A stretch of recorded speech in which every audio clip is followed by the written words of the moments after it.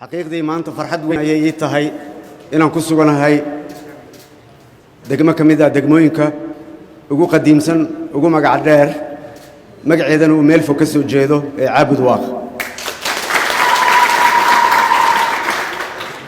ereyga Waaq hadda taqaaniin waa erey Ilaahay, marka waa meeshii Ilaahay lagu caabudayo magaca Allah ayuu ka soo jeedaa. waa magaalo xadaarad leh, hidde iyo dhaqan u leh aqoonta iyo diintaba. marka intaa haddaan kaga gudbo, waxaan rabaa halkan inaan ku xuso inaan diyaar u nahay sidii aan wax uga qaban lahayn dhibaatooyinka haysta magaaladan gaar ahaan iyo guud ahaanba maamulka goboleedka Galmudug. ka dawlad ahaan waxaa naga go'an inaan ka dabageyno dawlad goboleedyada kale ee dalka. waxaan u bixinay mashruuc la yiraahdo ka dabageyn. insha Allah wixii dhinaceena jiro waa isku dayaynaa sidii aan qayb uga qaadan lahayn sida ugu dhaqsiyaha badan markaan ku noqdo magaalo madaxda dalka ee Muqdisho. waxaan rabaa Galmudug inaan wax yar ka xuso. caqabado badan ayaa haysto oo mid gudaha iyo mid banaankeeda ah. midka gudaha haddaan wax yar ka taabto waxaa ka mid ah Galmudug gudaheeda iyada isdisho. kan la dilaayo kan wax dilaayo waa reer Galmudug, kan la dilayna waa reer Galmudug.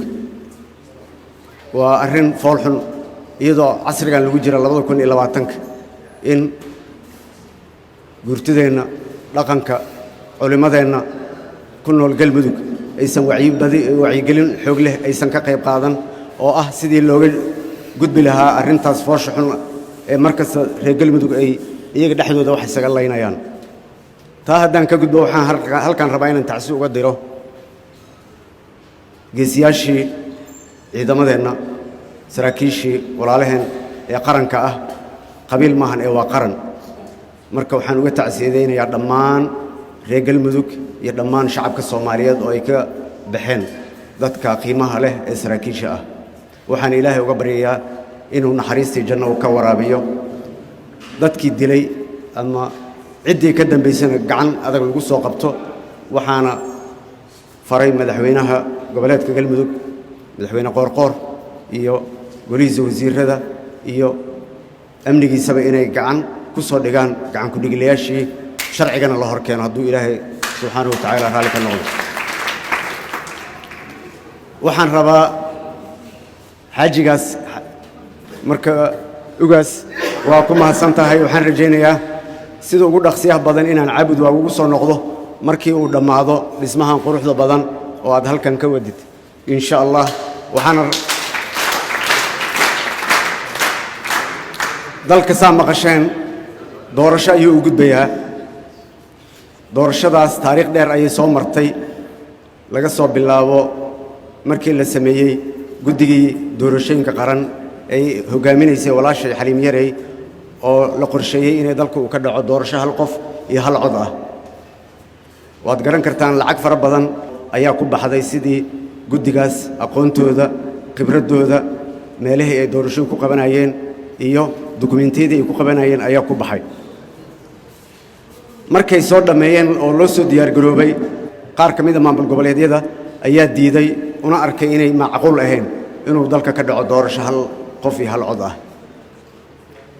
dadaal dheer iyo tanaasul badan uu sameeyey madaxweynaha ayaa markii dambe wuxuu arkay in xaalad adag uu dalka galayo. sidaa darteed ayuu ka aqbalay inuu uga tanaasulo in dalku galo doorasho dadban. maasha Allah, doorashadii dadbaneed waa la qaatay, waa lagu heshiiyey. haddana caqabad ayaa loo arkay doorashadii dadbaneed in aan la iska dhex arki karin. cid kastaba ciday doontaba atay hadda farta kuma fiiqay. guddiye ayaa la sameeyey, guddiyadii ayaa cabasho laga muujiyey. boohinta wargeyga ka weyn. waxaan rabaa doorashadaas oo aniga ra'iisul wasaare ahaan aan mas'uuliyaddeeda qaran ee aan qaaday, waxaan rajaynayaa inuu Ilaahay ii fududeeyo waajibkeeda iyo xaqeedana iyo cadaaladdeedana aan marsiiyo idinkan waxaan rabaa inaad faatixada iigu martaan inuu ilaahay ii fududeeyo